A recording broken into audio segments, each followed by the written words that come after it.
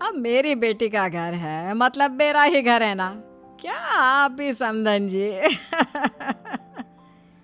हाँ हाँ, वो बात भी सही है आपकी। ये तो आप ही का घर है, जब चाहे मुंह उठा के आ जाया कीजिए, कोई दिक्कत नहीं। ये कहानी है त्रिवेणी की, जिसकी बेटी मालविका की शादी अर्जुन से होती है। अर्जुन एक बहुत ही बड़ा बिजनेसमैन होता है और अर्जुन और मालविका को कॉलेज से ही एक दूसरे से प्रेम होता है।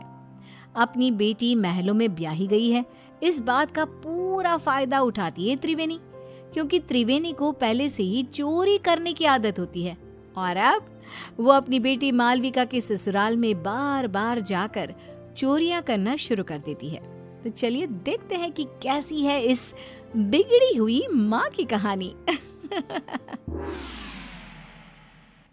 मम्मी, सासू माँ, ये लीजिए नाश्ता। माँ, ये बिस्किट्स आप मत खाइए, ये शुगर फ्री बिस्किट्स सासू माँ के लिए हैं, इन्होंने खास विदेश से मंगवाए हैं। अरे रहने दो मालविका बहू, पूनम रायचंद का दिल बहुत बड़ा है। मैं गरीबों को इतना दान करती हूँ तो क्या अपनी समधन को एक बिस्किट नहीं दे सकती? जस्ट किडिंग समधन जी। और हाँ मालविका बहू, आइंदा से तुम ये नौकरों वाले काम बिल्कुल मत करना। इन सब के हाथों में क्या मेहंदी रची है? मालकिन, वो पिछली बार सोने और चांदी के बर्तन हमसे टूट गए थे, इसलिए हमें बड़े साहब ने रसोई का काम करने से मना किया है।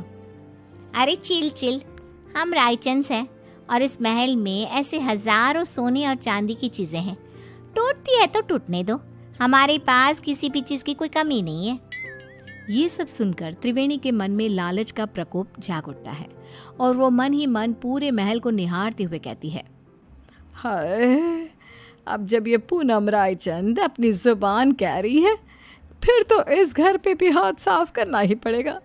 अपनी बेटी का ससुराल है तो क्या हुआ, इसमें कोई लाज शर्म नहीं। उल्टा मैं तो भाग्यवान हूँ कि मेरी बेटी एक महल की बहू बनी है। त्रिवेणी अब रायचंद मैंशन में रोजाना आना शुरू करती है और वो चुपके से पूनम के कमरे में घुसकर उसकी अलमारी से उसकी साड़ियाँ और गहने चुराती है और अपने बैग में लेकर पीछे के गेट से रफू चक्कर हो जाती है। पूनम जब हॉल में आती है तभी, अरे मालविका बहू, समधन जी कहाँ चली गई? अभी तो यहीं थी।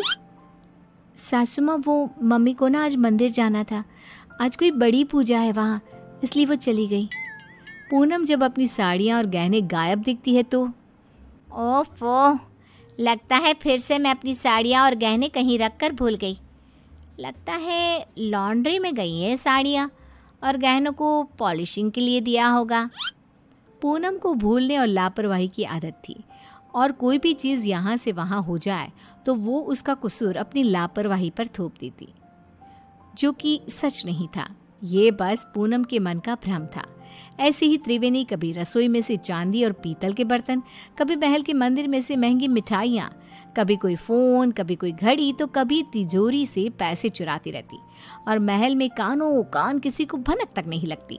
एक बार, अरे ये क्या मालविका, हमारी तिजोरी खाली और खुली क्यों है? इसका मतलब घर में चोरी हुई है। तुम रहती कहाँ हो?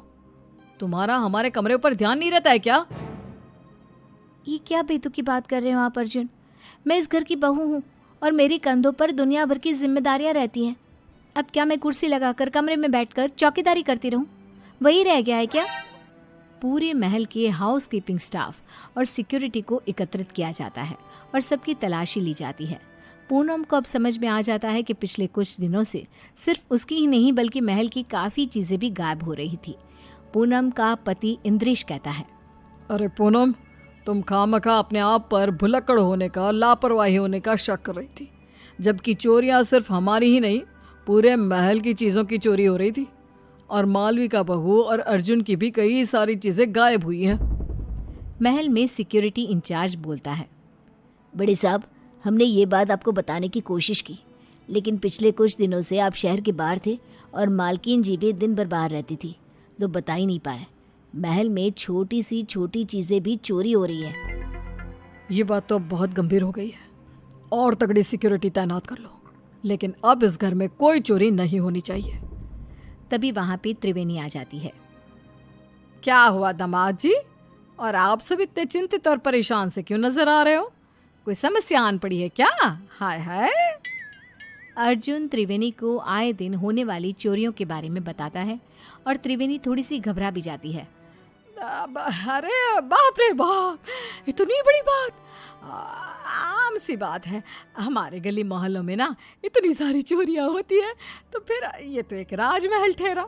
चिंता मत कीजिए आप सब, कड़ी सिक्योरिटी कर दीजिए। मतलब क्या? चोर और चौकन्ना हो जाएगा और कम चोरी करेगा।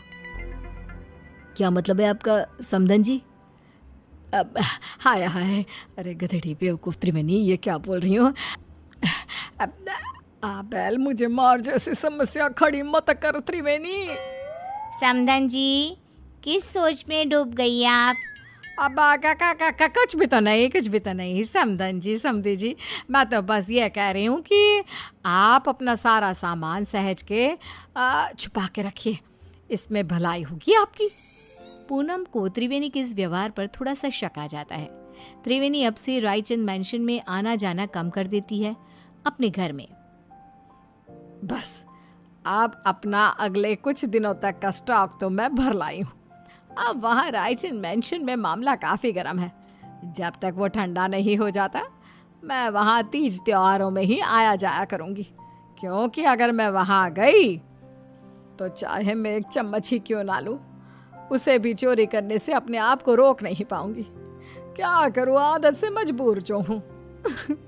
और बेवकूफ रायचंद, उन्हें तो पता भी नहीं कि आस्तीन का सांप रोज उनके घर में आकर चोरी करके जाता है। बेचारे जितने माला माल हुए उतने ही कंगाल भी हो गए।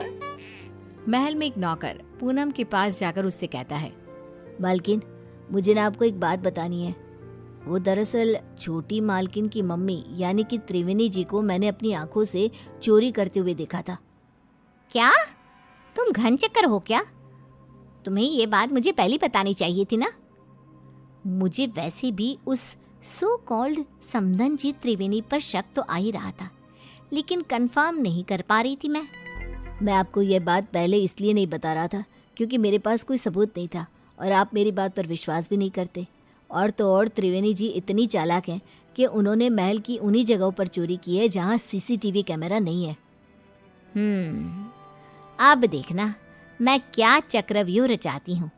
अब मैं हमारा पुश्तैनी हीरे का हार सरेआम हॉल में रख दूंगी और जैसे ही वो त्रिवेणी उस हार को चुराएगी तब मैं उसे रंगे हाथ पकड़ लूंगी।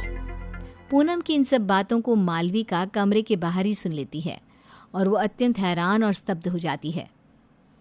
मालविका फौरन अपनी माँ त्रिवेणी को फ़ोन लगाती है। मम्मी, आपसे ये उम्मीद नहीं थी। आपने अपनी ही बेटी के ससुराल में इतनी सारी चोरियां की। Very bad mummy. सासू माँ को आपकी इन काली करतूतों के बारे में सब पता चल चुका है। मालविका बेटा, ये तो क्या करी है? मैंने कोई चोरी चकारी नहीं की यार। मुझे आपसे कोई बात नहीं करनी, बाय। मालविका इतना कहकर फ़ोन कॉल कट कर देती है। त्रिवेणी अब पूरी तरह डर चुकी थी। वहीं रायचंद मैंशन में पूनम हॉल में खुले आम पुश्तैनी हीरे का हार रख देती है और त्रिवेणी को न्योता देने के लिए फ़ोन लगाती है। त्रिवेणी पूनम का कॉल देखकर कांपने लगती है। पूनम, रायचंद का कॉल, मेरी तो आज शामद है। अरे, आज सूर्योदय किसी और दिशा से हुआ है क्या? त्रिवेणी मेरा फ़ोन नहीं उठा रही।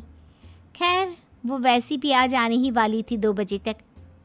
अपने आप आएगी और सारी चोरी सीसीटीवी में रिकॉर्ड हो जाएगी। पूनम अपने कमरे में आराम करने चली जाती है और सभी नौकर भी भोजन करने जाते हैं। तभी वहाँ पर बालकनी से एक चोर आता है और वो पुश्तैनी हीरे का हार चुरा कर ले जाता है। और बाद में जब पूनम ये सीसीटीवी में देखती है तब, ये क्या? ये तो एक आदमी चोर है। अरे नहीं, ये क्या कर दिया मैंने? तभी पूनम का फ़ोन बजता है और उसे एक वीडियो मैसेज आता है जिसमें त्रिवेणी का वीडियो होता है। क्यों समधन जी, आपको क्या लगा आप मुझे पकड़ लोगी? लेकिन मैं तो चली 7 समंदर पार। अब आप मुझे कभी पकड़ नहीं पाओगी। मेरी मालविका का ख्याल रखना और अपने सामान का भी।